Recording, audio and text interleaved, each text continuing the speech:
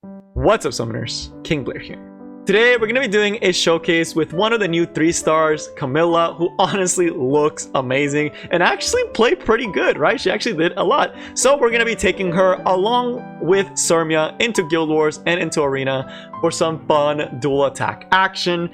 So if you don't know what she actually does, her S1 is essentially a Ross S2, which essentially allows you to dual attack as long as you have an attack buff, right? And she can self-attack buff, or if an ally gives her attack buff like a General Purgus, she can do this even earlier, but she will always dual attack with the highest attack ally and has a chance to decrease defense for 2 turns, right? Unlike Ross, who is only 1 turn, right? So that's one of the reasons why I really wanted to check her out. And the S2, of course, is how she gets self-attack buff and a little bit of sustain. And the S3 that gives her the big damage mitigation. The only reason she's able to even function in some PvP settings is this S3, and it actually does really good damage. And there was times that I found myself using it to execute some targets to heal her back to full. So we're going to be showcasing her with Cermia in Guild Wars and RTA, and I will have timestamps if you want to skip to that. But before we get there, to talk about the build, you might be saying, Blair, this looks super scuffed. Yes, she's primarily on leftover gear, right? But the other thing you have to realize is she is a 3-star, so her stats are atrocious. Some of these pieces are actually not that bad and work pretty well for her because they have a lot of flat stats. The big things I was looking for was tank stats, effectiveness, and some damage and crit rate, so she's able to actually hit high crit rate. So again, that's what you see: speed, flat defense to try to make her tankier. Nothing crazy, right? Like, there's nothing super duper insane about the gear. It is very, very free to play friendly, and she actually did pretty good with like very free to play friendly gear, right? So super budget, nothing crazy, right? Nothing insane.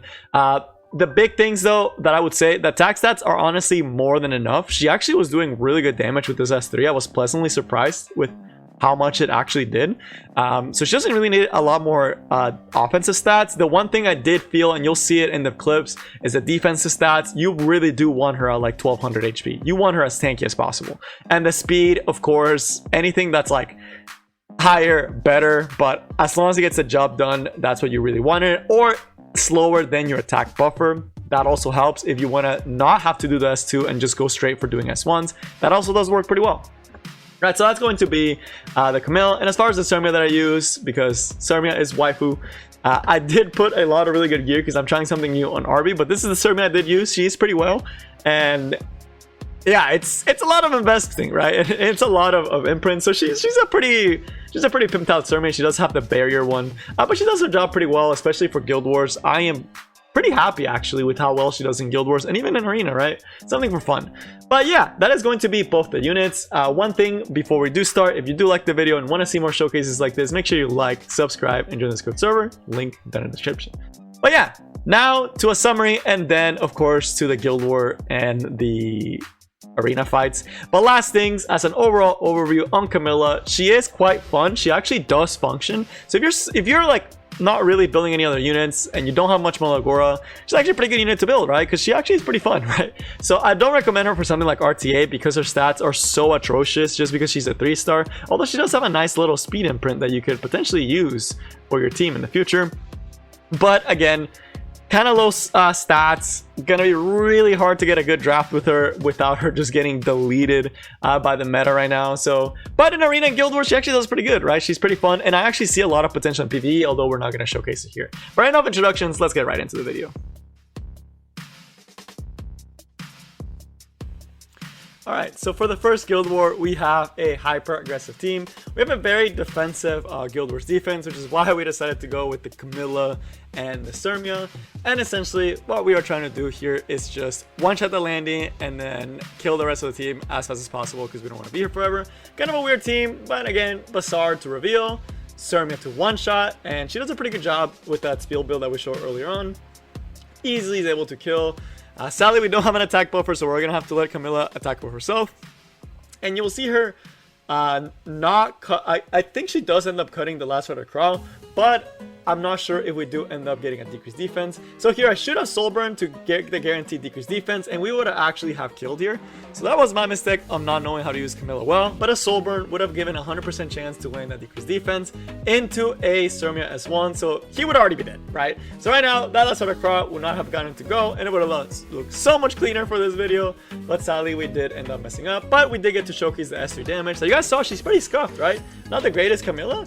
She did a good almost 9k and she's missing Molagora, right? So that skill, shockingly amount of damage for how low her stats are. We did have the attack buff though, but yeah, I was pleasantly surprised with how good that S3 actually hits, right? And the fact that it heals her back to full is the reason why if I ever optimize the build, I would definitely make her tankier, but keep those offensive stats that I had to utilize that S3. And that was without a proper artifact, right? That was just with the support artifact. Then for this one, we try to get a little bit cheeky with a type of dual attack team, which honestly I should have bought Emil Haste instead of Cerise in this situation, but I knew I had to reveal Landy somehow. Not the best team to actually bring Camilla in, but again, similar idea. We got really lucky with getting decrease broken here, but since we don't have immunity on her, which I honestly think I need to put her on immunity, that's another thing that I would highly think I'm going to do, is put her on immunity. Since we don't have the immunity there, we are going to get provoked down, although it wouldn't have made that much of a difference, aside from us being able to have the attack buff and be able to do more dual attacks. We do get hit here, but we have the cermia barrier and it's pretty thick, and we do dual attack with Cerise, kind of showing that that dual attacking time team composition that was actually pretty decent. The one thing I had going for me is that I was not getting bad RNG, thankfully, but we almost killed the Cecilia. We do end up going for the S2 to give our cermia attack buff, as well as to give ourselves the skill nullifier, so for when the Landy goes, we don't just get one shot. So that skill nullifier, pretty nice. It does come in handy, and he does end up missing on the cermia, which is the only reason we actually were even able to potentially even win this fight. But we keep going, we keep hammering on here. We don't pull the cermia in this situation, but it was fine. We'll be able to finish off the job here. We do an S3 for the healing, and again, we see really good damage. 11k on a knight with attack breakdown and attack buff, so it kind of almost balances out. Pretty good, right? And that's with not fully Molagora out and not like the greatest gear on the planet. And then of course we just keep going. We keep pulling the Camilla instead of pulling the cermia, which kind of sucks, but we're not getting stunned, so I can't complain. We go for an S3, try to get the slow, try to get the invincibility, and at this point our cermia already does have S3 back up, and our Camilla still has attack buff, so you'll see me finish it off. Very close fight. Honestly, probably shouldn't have brought this team. Got a lot of luck, but you'll see me, since we did get the speed down on the Landy, and I know the Camilla was faster at the beginning of the game. You see me take away that Maid Chloe, which honestly I should have just gone straight for Maid Chloe at the start of the game, and we finish off with a nice little S1 into the S1 from the cermia. Pretty nice duel. But again, the last one, not everything always goes good, and I wanted to show that those low stats can be pretty bad. We do get outsped by a 230 speed a Ravi, and she doesn't necessarily kill us, but the follow-up damage does, which doesn't allow us to get to that skill nullifier, and this fight is basically over. With better gear, that's why I mentioned you need to have more health. But now, as far as arena, here we went with a pseudo type of cleave. The reason I went with this team is essentially just to try to make it go a little bit faster. So we have the top model Luluka to get rid of the Arbiter Vildred. We have the Camilla to be pulling the cermia so we get more damage. We have the Bassard to get rid of a lot of these nasty barriers and stuff. And of course the cermia to just one-shot the Landy. And it honestly was a pretty satisfying fight. It actually did go pretty well, right? It went as expected. So we went in, we killed the Arbiter Vildred. Honestly, probably should put my top model Luluka on Symbol of Unity, in case they do have some of those Arbiter Vildreds that could survive that. We go up into cermia, we one-shot, right? Just nice and easy, just boom, boom, boom. Such a fun team. Really fun. It sucks that we don't have someone to attack buff us, so we're gonna go with her, but we do end up lapping. We soulburn to get the decreased defense, and she resisted. So again, she would have died, right? Had we hit that decreased defense, she would have died. I hate that y'all aren't able to see that, but it is so satisfying when you actually get to see it. And it's just like, it would have been over so much faster, but because it's not, we get to watch the fight just a little bit longer. This one is pretty much over. I mean, we have the cermia, we have the Tamara Luca. It's too much single target damage. It's a fun little single target damage cleave that you can track for arena, and there's definitely other units you can use with this type of team composition. But again, the cermia is just so fun because she does so much damage. She gets another assist, which sucks. But again, we keep pulling that cermia over and over again. With the potential to decrease defense in just one shot, right? And my cermia is not even Molagord on this one, so we could even be doing way more damage on this one, but we are going to be finishing it off with the Tamara Luluka S3. And with that, we're going to be going to the last fight with something that I tried a little bit, and it was with using with Rem. Since we know that Rem does trigger the double attack on a dual attack. So you see me, I'm pretty low in arena, which is why I'm able to do a lot of these fun stuff. But we end up taking Roel because I wanted to go slow. So we went with a very, very slow team since I wanted to be safe. We missed the decreased defense on both our units, and our Ram decides she doesn't want to work today, so she didn't do the big counter attack, which would have been nice, but nothing too bad.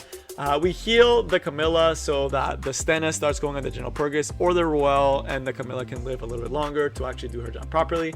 Another thing that I didn't show on this one, but if you saw, I did not use the S2 on Camilla in that situation, because we had given her attack buff with the General Purgus. So it's something I wanted to play around a little bit more, is giving her attack buff with other allies. But again, you see me doing the S3, getting that glancing hit. We do miss the Stennis again. 50% just always happens. You see me soul burn it, so we get the higher chance to hit the decreased defense. And you see my Roel actually pulling in the General Purgus, which was pretty nice. We do get a big little S2, which didn't come at the best time because I wanted to kill the FCC with the S1 there and get demon mode the next turn, so we had more turns with demon mode. But we start working on the Roel so that we can get rid of her and we can finish this game a little bit faster. But again, Royals are typically pretty tanky, and we lost that attack buff, so we have to set up the skill nullifier, which again sucks, and that was just mismanagement of Rem's demon mode, because what had we given attack buff before this, we could have dual attacked with Rem and finished off that Roel way earlier than we're gonna end up finishing it. So that kind of sucked, and we also didn't get the biggest 2 here, but we do get a nice little counter onto the T-Cern. I get greedy thinking I can kill this Roel, and we are not actually able to do it, which is just gonna extend the fight a little bit longer, but we're still gonna end up winning. We do soul burn just for safety. There's no other place to soul burn. We finish up the Roel and we start working on the FCC. We could have taken care of the Tempest Siren and then killed the Roel the following turn, which honestly would have made the fight a lot quicker, and I would have taken a lot less damage and would have been a lot safer. But regardless, our Ram finally decides like, hey, maybe I should start doing some work. But at this point, we already did lose demon mode, so we're not going to get that double attack that I wanted to get, which kind of sucked. But yeah, with that, we're just going to do a little bit more fighting, a little bit more hitting, and that's going to be it. And that's going to be the fight. And again, that's 3. Nice little damage. If it was Molagord out, that was without attack buff. But if it was Molagord out, it would have most likely killed the Stennis in that situation, right? So pretty good S3 damage. Pleasantly surprised with how she did.